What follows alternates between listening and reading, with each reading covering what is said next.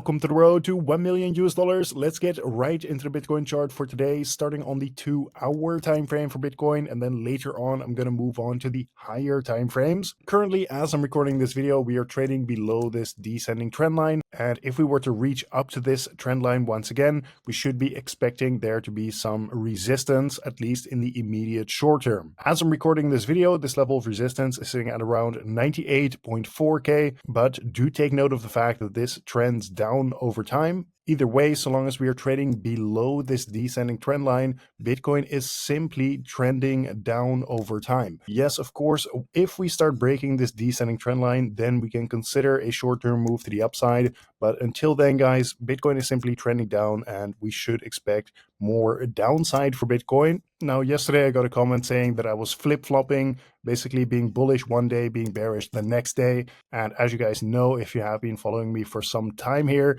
I get these comments quite frequently. It is usually when we are in a short-term downtrend and people are, I guess just upset that they are losing money or whatever.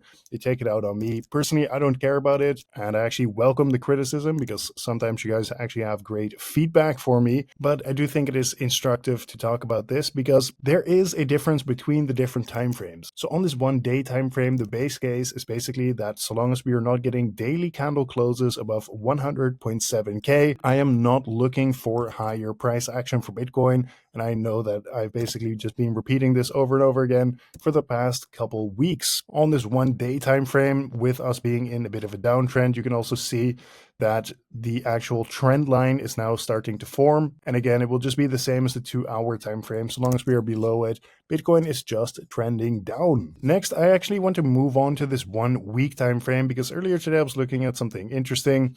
First of all, if we just take a look at the broader situation here on the 1 week time frame, we do have this bearish divergence in the charts, which is when you have higher highs in the Bitcoin price and lower highs in the RSI momentum indicator. Typically, a bearish divergence points towards a break from all of this bullish price action that we saw here over the past couple months. And usually it will play out in the form of some choppy sideways price action or potentially some bearish momentum on that 1 week time frame.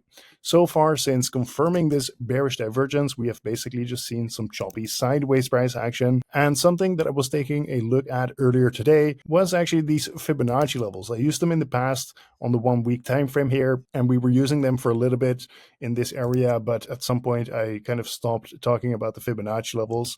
But then earlier today, when I was taking a look at this once again, I noticed like, wow, this is kind of beautiful here. We have the 1.618 Fibonacci here sitting at 89.5k.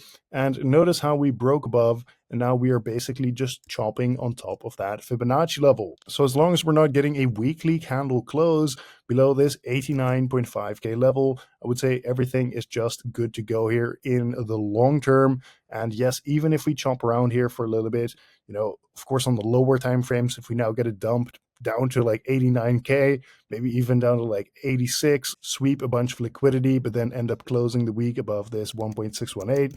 Of course, on the lower time frames, it's all going to look critical. You're going to see people posting, Bitcoin on fire in their thumbnails, the whole fucking ordeal all over again that we always get in a dump. But either way, on the higher time frames, it's looking right now, at least, like we're just chopping around. And I am really not concerned about the long term, so long as we're holding above this 89.5k level on the weekly time frame. So I hope that also clarifies my long-term outlook here for Bitcoin. Yes, I am still bullish so long as we're holding above that 89.5k level. I think nothing much is going on at the moment. We're just seeing this bearish divergence play out. And yeah, that's about it.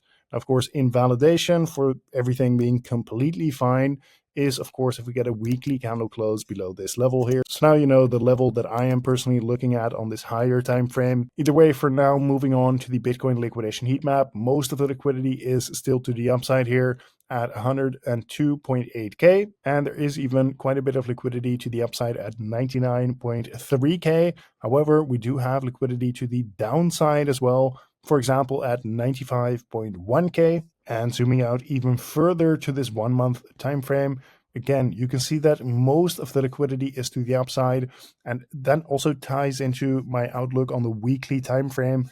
Like, yes, I am still bullish, and I actually think that we are going to be taking out this big level of liquidity here, sitting at 109.6k. However, we might just need to spend a bit more time actually just chopping sideways and Bitcoin not doing much. In terms of big swings, again, I'm looking for that 107k level to be broken, and on the lower time frames I will try to get behind some swings either to the upside or to the downside, which I will of course report as I see them, like I said. Lastly, let's take a look at the Bitcoin ETF flow tables. Yesterday, we saw a small inflow of about $66 million into the Bitcoin ETFs. So yeah, again, small inflows, small outflows.